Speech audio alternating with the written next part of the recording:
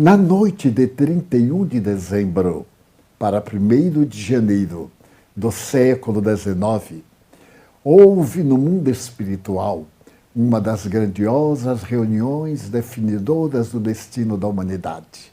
Narra o espírito Irmão X, Humberto de Campos, através da mediunidade apostolar do venerando Francisco Cândido Xavier, e tem como título Allan Kardec e Napoleão. Nessa mensagem que é fascinante e foi publicada especificamente pela revista Reformador e mais tarde numa das coletâneas do Espírito Irmão X, apresentada também pela FEB, ele conta de que nesse amanhecer do século XIX, o mundo espiritual tem uma reunião especial para poderem dar início à Era Nova. Nessa Era Nova, que seria na Europa a Era Napoleônica, a Era do Cristo que voltava, também era de superior significado.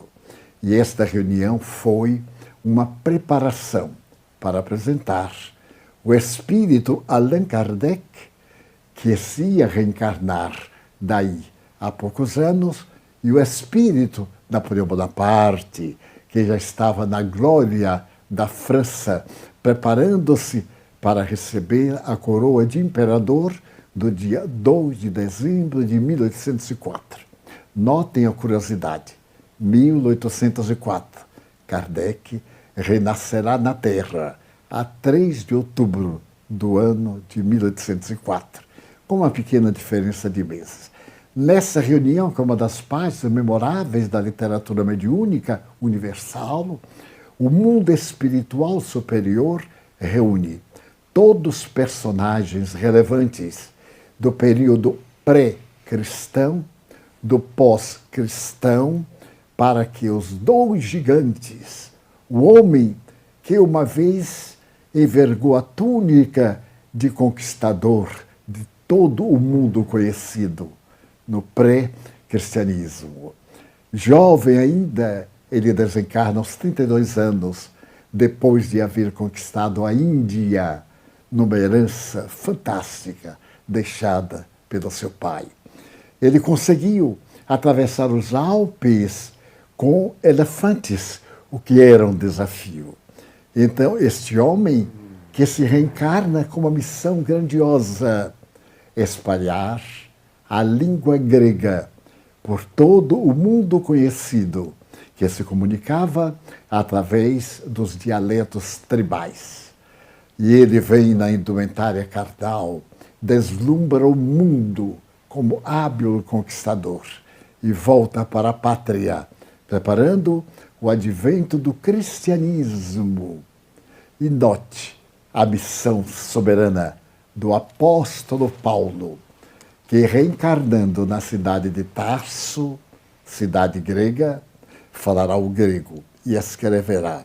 De uma família hebreia, naturalmente falará e escreverá o Yiddish. E como Tarso e a Grécia estavam sob o comando de Roma, latino, espalhado pelo mundo, como o personagem Júlio César do primeiro triunvirato, a língua latina, que então empolgava o mundo sob as legiões romanas. Vem aproximadamente 19 séculos depois da envergadura de César para tomar o corpo do grande conquistador Bonaparte. E Humberto de Campos diz que Allan Kardec está muito lúcido. Sim, está desencarnado. Napoleão é retirado do corpo físico e tem um pouco de aturdimento da matéria, que é sobre ele governa através do perispírito, dificultando a comunicação espiritual.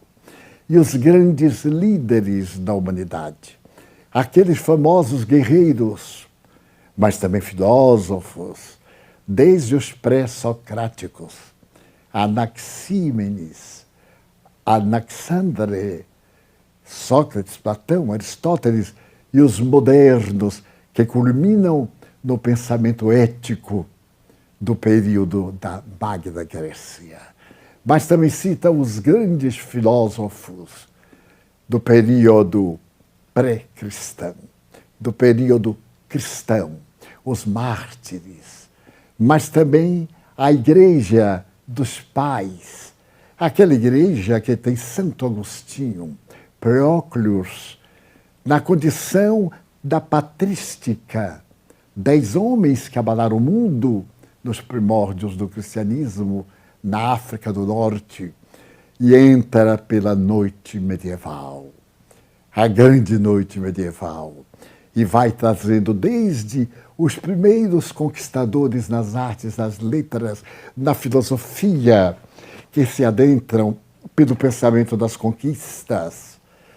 É o período dos grandes caminhos para a Índia, a escola de Sagres em Portugal, a viagem audaciosa de Cristóvão Colombo, graças aos reis católicos de Espanha, mais tarde, Pedro Álvares Cabral, de Santarém, cujo corpo repousa em a nave da grande catedral.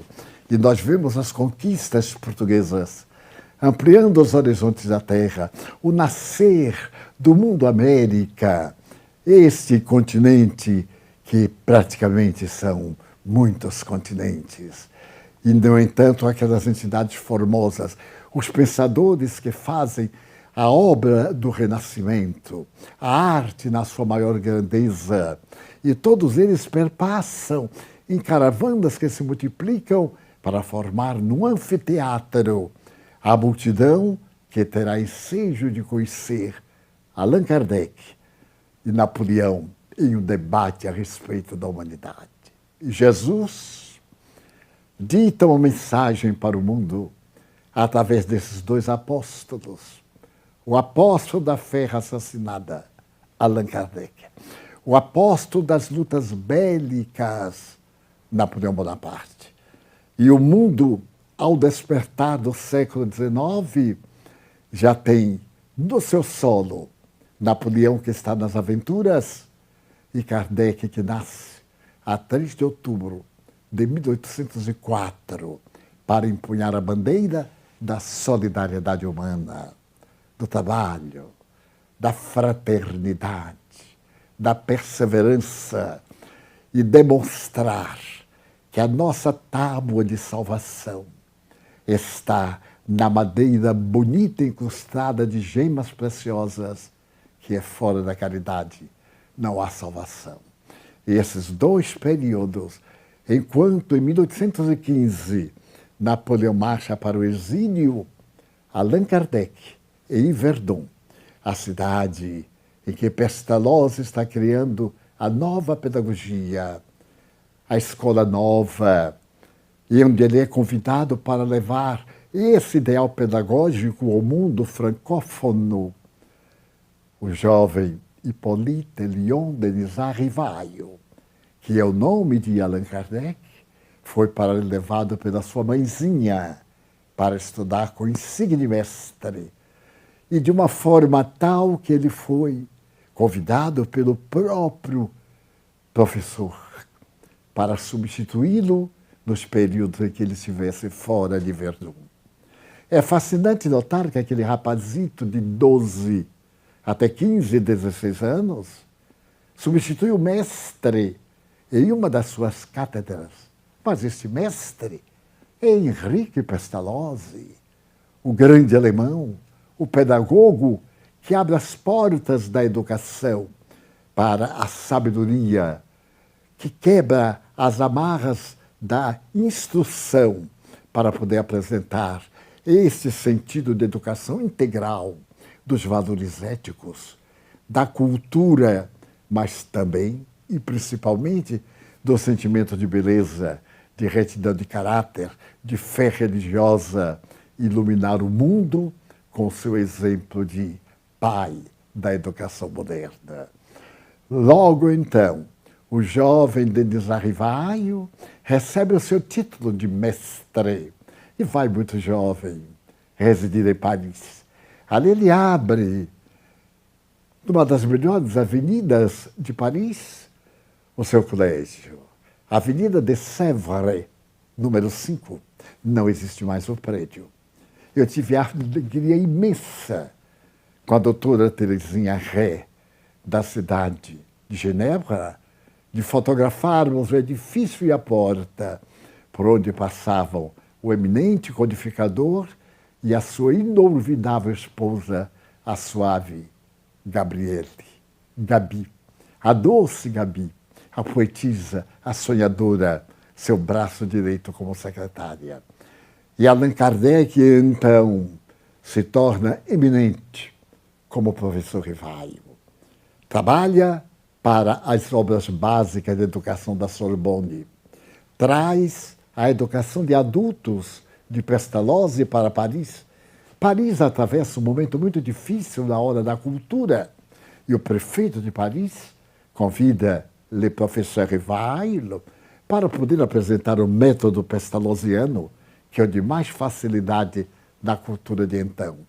E mais tarde, a partir da última terça-feira de maio de 1855, em um dos belos salões de Madame Pleine Maison, com a sociedade mais requintada da França, o professor Rivaio está acompanhado de um querido amigo para ver algo curioso.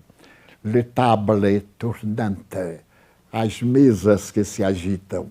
Um fenômeno curioso de mesas de tampo arredondado, uma haste central, 3 patas, e que se colocando as mãos sobre o tampo, sem nele tocar, as mesas agitam-se, as mesas movimentam-se, as mesas dão respostas intelectuais, como se pensasse. E o professor Rivaio, homem sério, grande pensador, que havia estudado o magnetismo com os primeiros pioneiros da França, que se havia dobrado sobre os fenômenos das grandes sensitivas, que a ele próprio, uma delas, fez uma revelação fantástica. Ele passou um período de quase cegueira total. E sendo educador, a sua arma, o seu instrumento, os olhos, estavam impedidos de ver. Os mestres de La Salpêtrière, a universidade fundada por Luís XVI, anunciaram que era irreversível. E estando ele diante de uma sensitiva que estava num transe profundo, recebeu a notícia de que recuperaria sua visão, porque Deus tinha muito boa aplicação para ela. E um dia pela manhã, quando ele desperta, a claridade visual está brilhando até o momento da sua morte, anos mais tarde, bem mais tarde. Então, ele observa esses fenômenos, deslumbra-se com eles. São fascinantes. Eles têm vida. Tudo se move no universo, mas eles se movem sob um controle intelectual. Eles pensam. Aqueles movimentos vêm de um mundo transcendente, de inteligências que não morreram quando houve a consumpção do corpo físico. E eles próprios diziam: nós somos as almas daqueles que vivemos na Terra. A morte nada mais é do que uma ilusão dos sentidos. Morrer é atravessar a barreira da matéria para a vida abundante de onde viemos e para onde retornamos. E quando, em uma reunião muito íntima, em junho de 66, ele está com a médium de 15 anos, esta entra num trance profundo e lhe diz: Denizar, o machado está junto à velha árvore que deve ser decepada. Alguém tem que fazer isso e és tu, Denizar, o vaso escolhido para esse mistério, o eleito. E ele, diante da missão enorme de apresentar essas lições de mortalidade a uma humanidade que está num crepúsculo cultural, no momento de alvorada científica, que duvida de tudo e de todos, diz: mas, e se eu falhar? Não te preocupes, porque Deus e suas leis não dependem apenas de um homem. Se tu falhares, outro te substituirá. E então vai aparecer aí o gigante periodista, o notável filósofo, o cientista da pesquisa, para que no dia 18 de abril de 1857, ali em Palais Royal, um dos mais belos edifícios do Império, defronte do Louvre, que era a antiga residência principesca da corte francesa, ser apresentado na Galeria d'Orléans, na livraria Danty, que foi um grande amigo dele na carne, a aparecer o livro que é o nascer de uma era nova. Le Livre des Esprits. Esse livro dos Espíritos é jovial, tem pouco mais de 504 perguntas. E ele cai como a luz bendita do Consolador na Terra. É um sábado, 10 horas da manhã. Ele está empolgado, tem na mão uma das obras que a viúva do seu querido amigo Danty lhe entrega com o mais soberano orgulho. E ele não pode ocultar as lágrimas. Os diálogos que ele manteve com o amigo Danty. Apresentar uma obra desta numa França que era totalmente católica, que desde o ano de 1802, através de uma concordata com o Vaticano, havia firmado o propósito de ter religião do Estado, a religião católica. O livro passar pelo imprimatur, pela permissão da Igreja, e o abade de Le Chanui aprová-lo. Este livro tem o indispensável para levar qualquer alma ao reino dos céus. Imprima-se. E o livro foi impresso e deslumbrou o mundo. E ele, agora dominado pelas altíssimas responsabilidades, faz-se globetrotter, começa a viajar a Lyon, a Bruxelas, a Nice, a outras cidades de todo o périplo de língua francesa, e ao mundo através de uma correspondência. Ele que falava o italiano, o alemão, o francês, sua língua natal, o inglês, e que ao desencarnar falava também o espanhol e estava aprendendo a língua portuguesa. Este homem traz o sol da verdade para iluminar o mundo, e podemos dizer que o nascimento do Espiritismo, naquele inovidável 18 de abril, marca a era nova da imortalidade da alma sob uma óptica nova. Quando ele vai escrever o Evangelho segundo o Espiritismo, ele coloca uma frase que nós espíritas não podemos olvidar. Fé verdadeira ou legítima, conforme o tradutor, somente o é aquela que pode enfrentar a razão face a face durante todas as épocas da humanidade. Ali estava, portanto, a diagnose da fé verdadeira, a fé racional, a fé montada nos fatos, capazes de resistirem a qualquer crítica em qualquer época da humanidade. Se nós nos recordarmos da física linear, daqueles dias em que a matéria predominava, inclusive a filosofia materialista, o niilismo, o nadaísmo, através do socialismo, vamos ficar fascinados com essa doutrina de Newton, o homem da lei da gravitação universal, que defendia esses fundamentos básicos para definir o que é matéria: a altura, a largura, a estrutura, o peso.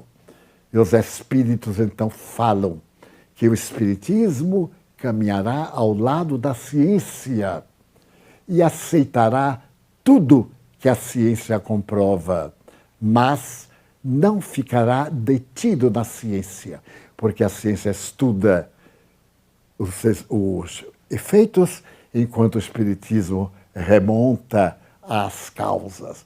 E nós vimos a física newtoniana ser transformada em física das probabilidades.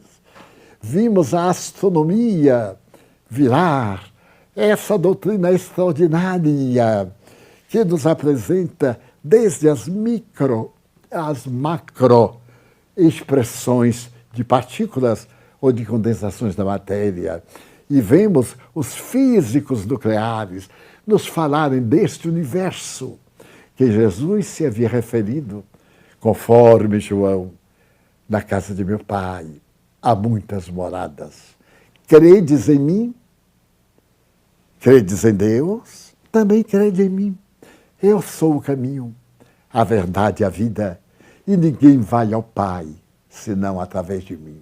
E Allan Kardec vem nos demonstrar que esses ninhos de luzes, essas galáxias, esses mundos que rutilam, não são lâmpadas mágicas colocadas no zimbório para diminuir a treva da noite. São mundos, são mais do que mundos, são conglomerados de galáxias, mais de 1 sextilhão de galáxias já detectadas. E chegamos a uma cifra quase infinita para demonstrar que não existe vazio universal. E aí está a vida pulsante anunciada na doutrina espírita com um passo mais audacioso. A vida nessas galáxias. Porque o ser que pensa é imortal. E esse ser vai desenhar um périplo de eternidade. Através de mundos, qual está ocorrendo hoje? Um mundo de provas e de belezas. Porque nada mais belo do que um amanhecer. Um cair da tarde e o céu pulverizado de ouro com ametistas e brilhantes e arco-íris, ou então a madrugada cheia de pingente de luzes e as bênçãos de um astro 150 milhões de vezes maior do que a nossa querida Terra, ou escutar um regato que canta entre pedras miúdas que as vai arredondando, ou uma pequenina flor que desabrocha ao beijo da claridade do dia, ou o sorriso de uma criança, ou a ternura de um animal. Agora, graças às observações da filosofia, na zoologia, nós vemos a ternura dos símios, nós vemos os animais de diferentes espécimes atendendo uns aos outros. Vacas alimentando símios, símios alimentando coelhos, gatos, cães, inimigos findagais, brincando, feras terríveis, amamentadas por animais domésticos. E o mundo mudando para mostrar que toda expressão de vida, desde as abelhas, às quais devemos a nossa existência. Se as abelhas desaparecerem, nós também desapareceremos, porque não teremos quem leve o quê? Leve o pólen para a nutrição, a multiplicação da vida. Que planeta lindo que nossas mãos estão tentando matar, que a nossa ambição onzenária está desejando destruir, mas que a sua própria força irrompe da química inorgânica do subsolo e repovoam os desertos, os mares que mudam de lugar, deixando toda a história da evolução zoológica nas suas areias ardentes, ou as imensas florestas tropicais, que são consumidas pela mudança do eixo da Terra. Hoje, nos estudos geocêntricos, estamos mais ou menos com 18 para 19 graus de inclinação, caminhando, segundo a tradição, para a grande verticalização do eixo da Terra e, consequentemente, um clima de paz que nós teremos logo mais, no mundo de regeneração do qual nos estamos aproximando.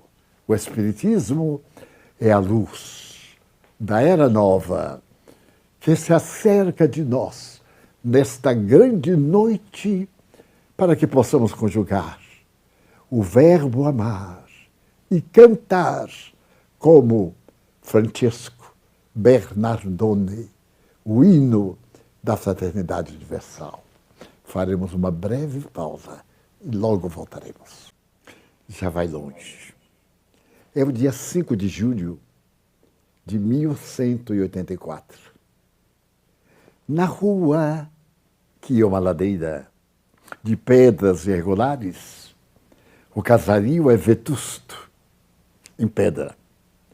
Uma família distinta, vendedora de tecidos raros e caros, está em grande expectativa. A senhora Picard está com a gravidez avançada. Desde a véspera, que uma parteira e sua auxiliar intentam que haja a delivrance, o estado avançado da gestação. E a criança que não toma a posição ideal preocupa grandemente não só a parteira, como o médico, como os vizinhos. A casa é um formigueiro de movimentação. A senhora Bernardone está com muitas dores. E, de repente, diz uma tradição, adentra-se pela casa de portas abertas um estranho personagem. Aproxima-se do leito em que a senhora se contorce em dores e diz, a criança nascerá, mas não aqui neste quarto. Levem a senhora para o estábulo. A criança nascerá lá junto dos animais. É algo muito desagradável. A senhora é uma dama muito rica. Seu marido é um grande importador e exportador de tecidos. Nesse momento mesmo, ele está no sul da França, negociando as peças raras de veludo e os tecidos mais delicados. Ele está expectante porque deseja que seu filho seja do sexo masculino. O herdeiro dos Bernardones certamente será um cavaleiro, a mais notável profissão da época. E todos se espantam, o homem desaparece.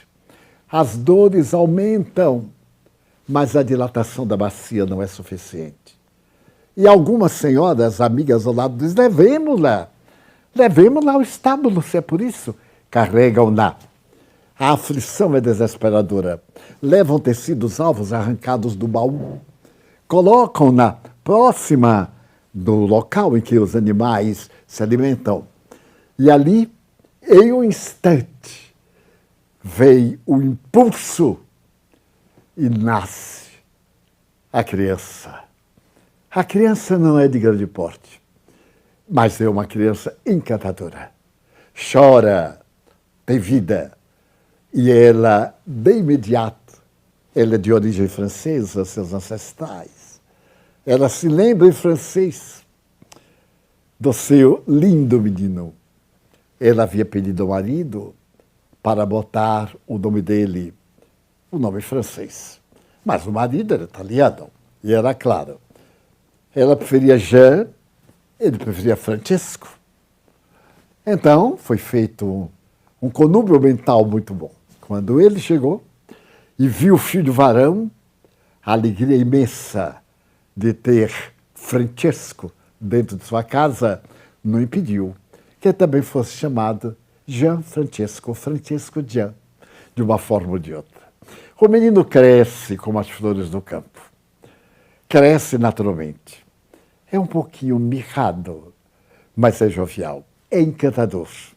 Atinge a puberdade e se torna uma figura principal da roda de seus amigos. O seu pai é um homem generoso, é um homem rico, e coloca nas suas mãos o que é de melhor do momento, não somente lhe dá trajes especiais, renova seu guarda-roupa continuamente, como também gosta das festas que o filho improvisa em casa com seus colegas. E o menino cresce, começa agora o século XIII, é a alta Idade Média, a ignorância medieval, as superstições, as guerras entre províncias, as guerras na Itália, que ainda não é um país inteiro. Ela está cheia de locais que se atribuem o direito de privilégio. Para complicar, existem os estados papais, os estados italianos. E a guerra continua entre o papado, que deveria cuidar do reino dos céus, e o governo, que deveria cuidar das leis civis. E instala uma guerra. É uma cidade contra a outra. E o menino Francesco, o rapagote, que sonhava uma posição de destaque, ele teve um sonho fascinante. Ele sonhou que estava numa sala e via as armaduras muito bem trabalhadas, via as peças de guerra, as armas. E então ele se via ali naquele lugar deslumbrante e sonhou ser um grande cavaleiro. Mas era mais poeta que cavaleiro. A guerra estourada e ele vai logo preso numa das primeiras batalhas. Vai levado para a cidade inimiga, onde fica encarcerado por quase um ano. Vem a paz, ele é libertado. Uma melancolia imensa toma-lhe conta. Ele vai para o quarto, não sai da tristeza. Quase um ano. Ele já houvera dito aos amigos que se ia afastar das alegrias mundanas. Já lhe não apeteciam os prazeres, a sensualidade, as canções, os instrumentos de corda e de sopro, as noites maravilhosas de concerto, ao luar, embaixo da sacada das janelas. Ele ia se casar com a senhora pobreza. E os colegas levados na zombaria, o bullying. Mas agora ele estava realmente enfermo. E a mãe, que eu adorava, quase que por acaso, abre a janela. O quarto está sempre às escuras. E entra o sol da Úmbria, aquele sol rico, apresentando o céu azul turquesa, balsamizado pelo perfume das azaleias, mas também pelo perfume da flor do campo. E ele parece despertar do letargo. Sob aqueles odores de jasmim, ele levanta-se com dificuldade, vai até a janela e dali ele contempla a paisagem iridescente do campo verde, dos pequenos e altos montes. Ele vê o vento pentear a cabeleira verde das matas de flores arroxeadas, derramando um suave perfume. E ele vai atraído pelo canto das aves. Com dificuldade, ele sai do quarto, atravessa a velha casa de pedras, desce a ladeira, vai para a esquerda, atravessa uma pequena ponte e adentra-se no sentido oposto de Santa Maria dos Anjos e vai agora viver a natureza. Francesco desperta para Deus. E Deus está na natureza. A natureza é o seu autógrafo. As flores são a sua letra. E então Francesco vai orar. É uma igreja em decadência. Ela está ali um pouco distante, entre pedras e destroços. E tem um Cristo especial na parede, bem mais medieval. De repente ele ouve: Francesco, levanta a minha igreja que está caindo. Francesco, Olha para um lado, olha para outro, não há dúvida. Aquela voz foi transcendental. Ele estava desesperado porque não havia conseguido ser cavaleiro, mas ele teve outro sonho em que a mesma voz o leva à sala e lhe diz: tu gostarias de ser servo ou amigo do Senhor? Amigo do Senhor. Então deixa tudo e vem ser cavaleiro da minha igreja. Ele vai para as ruas, está transformado. Começa a fazer que a fonte inesgotável da sua alma, rica de beleza, doe. Ele é tão rico. Moedas, tantos miseráveis, mas a lepra, as carnes putrefatas, como rosas murchas, com infecção, até um dia em que ele vai andando pela estrada e ouve a matraca anunciando o ranceniano e quer fugir.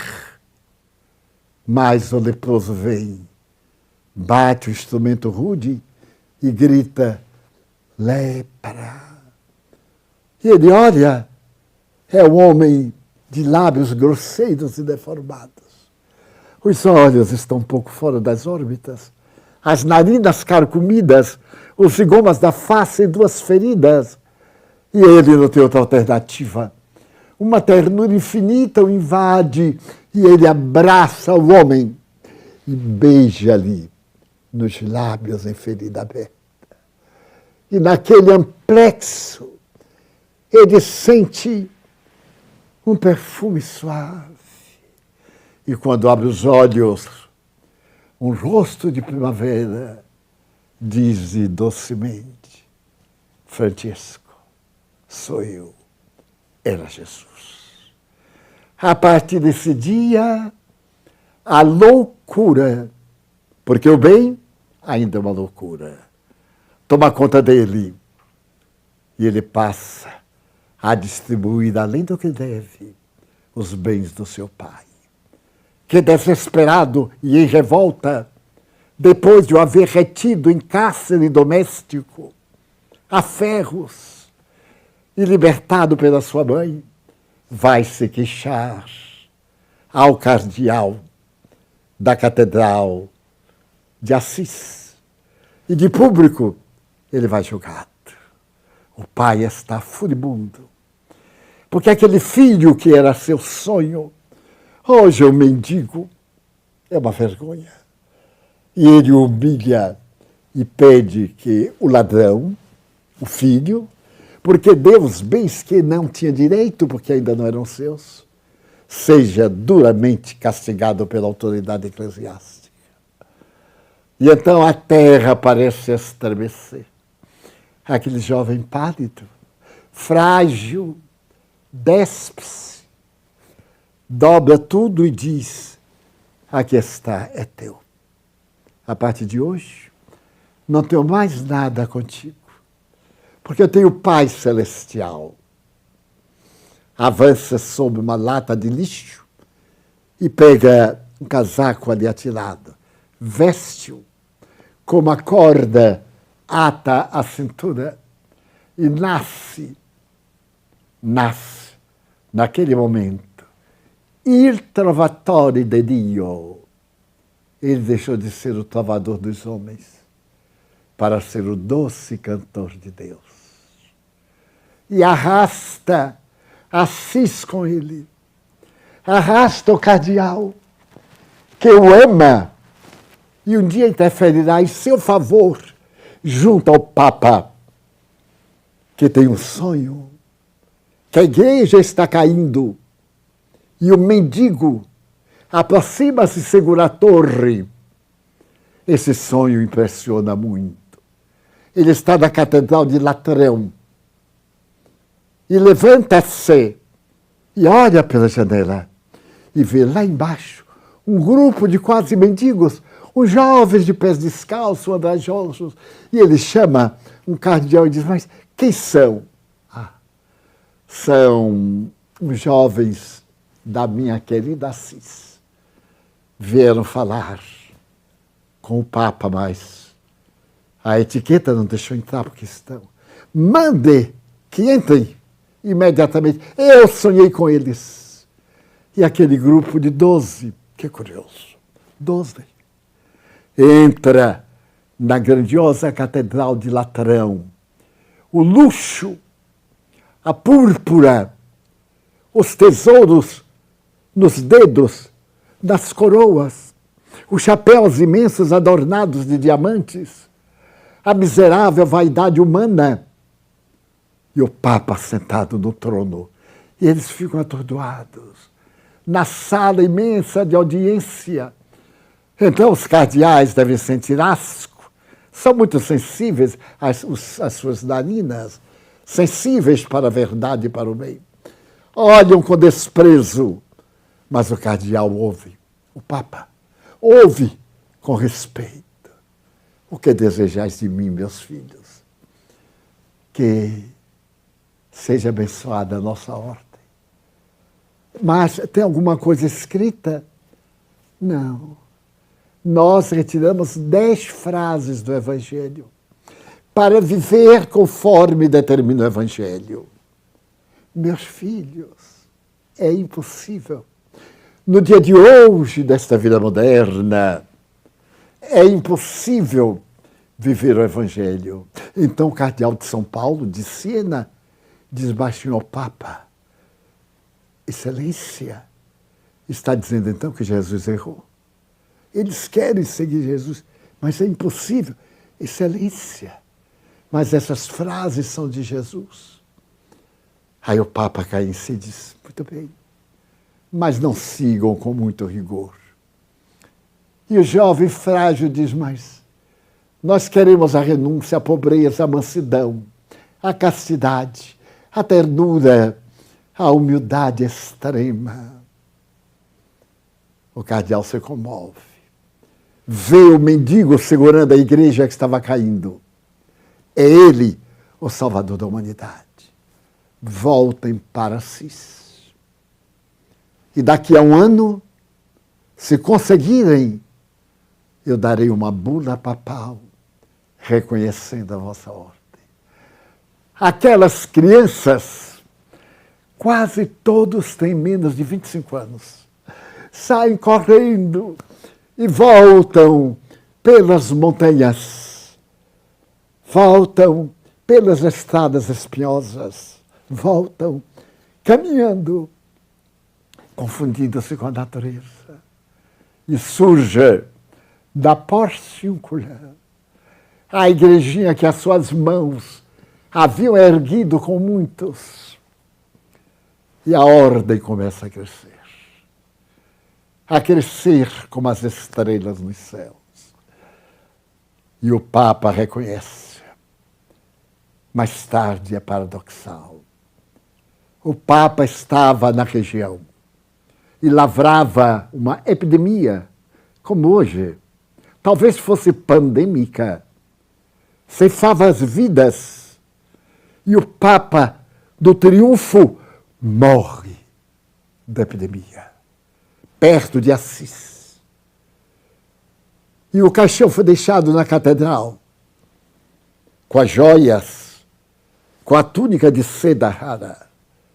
E à noite, Francisco vai visitar o Papa, vai agradecer aos seus restos mortais.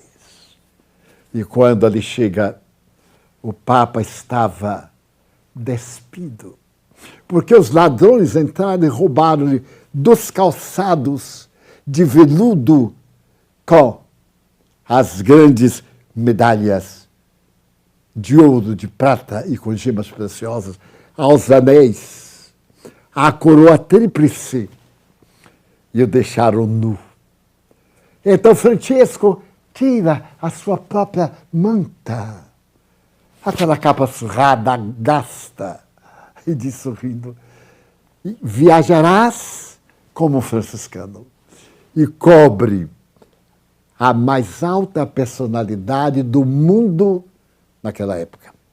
Porque aquele Papa derrubava reis, impérios, e erguia, e morre nessa situação. Mas este é o Francisco dos nossos sonhos. Ele havia nascido no dia 11 de julho do ano de 1162. Este homem notável, doce e meigo como as flores do campo, 1181, retificando. Este homem glorioso derrama na terra o perfume da caridade. E o mundo, depois de Francisco, nunca mais foi o mesmo. Porque a jovem Clara, de família nobre, apaixona-se por Jesus nas pregações de Francisco. Na Catedral de Siena, sob o amparo do cardeal de São Paulo, a sua doce voz repercute naquelas almas de pastores, de andarilhos da nobreza que refertam a igreja por todos os lados. Viver o Evangelho. É nesse período que ele compõe a oração simples. Senhor, faze de mim instrumento da tua paz. Logo depois, ele irá a Gubbio, porque uma fera estava devorando os carneiros e o gado. Era um lobo feroz. Preparavam-se para matá-lo. E ele se adentra pelo bosque. E diz a tradição que o lobo vê e avança. E ele repreende-o. O que é isto? Não vê que você está prejudicando as pessoas, matando os animais que lhe servem de vida? E o lobo o olha e se transforma no cordeiro, porque fica manso, não uiva, não ulula, aproxima-se manso. E aonde ele vai, o lobo também. Mas ele tem que voltar. Os anos se passam e o lobo é manso. E quando ele desencarna, no dia 3 de outubro, alguns autores dizem 4, não é importante. Na porciúncula, quando ele passa a mão no corpo, na cinza, oh, meu doce jumentinho, perdoa-me por te haver maltratado tanto. Freirião vê aquele corpo tão frágil, possivelmente o câncer da garganta, as marcas da hanseníase. Desejava tanto ver os sinais, os estigmas que ele recebeu no Averno, mas estão enrolados delicadamente pelas mãos de Clara. E exala o último suspiro. Ele prepara a humanidade para que mais tarde a sua fase, a sua palavra, onde haja guerra, que eu semeie o amor, onde haja ódio, onde haja desacerto. Ó irmã morte, Allan Kardec possa entronizar tudo isto na frase sobre a caridade. Sobre morrer é atravessar as águas do Estígias, o rio do esquecimento grego, e na barca de Caronte, o velejador que levava para o outro lado, ao invés de levar uma moeda entre dentes, Francesco leva a ternura de Jesus para o outro lado. E a humanidade nunca mais foi a mesma.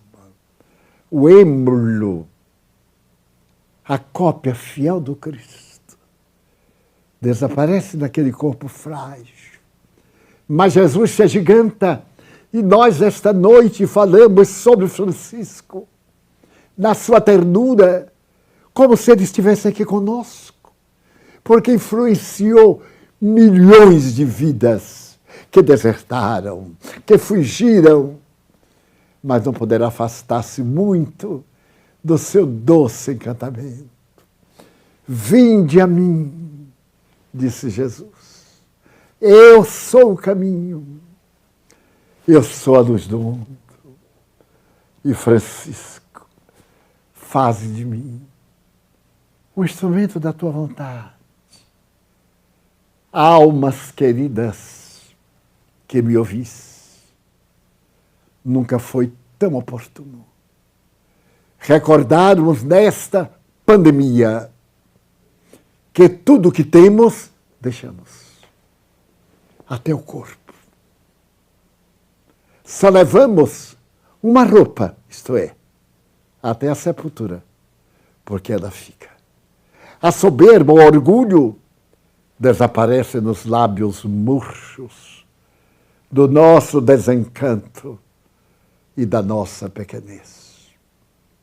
Mas além da cinza e do pó, em uma madrugada radiosa, ainda escutamos docemente: ó vós, que atravessais a sombra da noite, deslumbrai-vos com a eterna madrugada do Evangelho.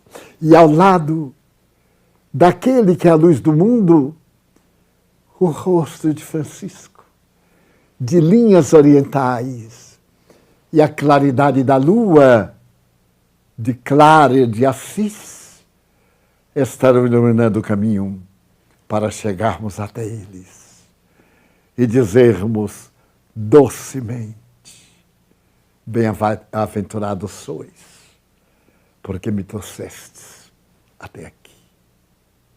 Muita paz.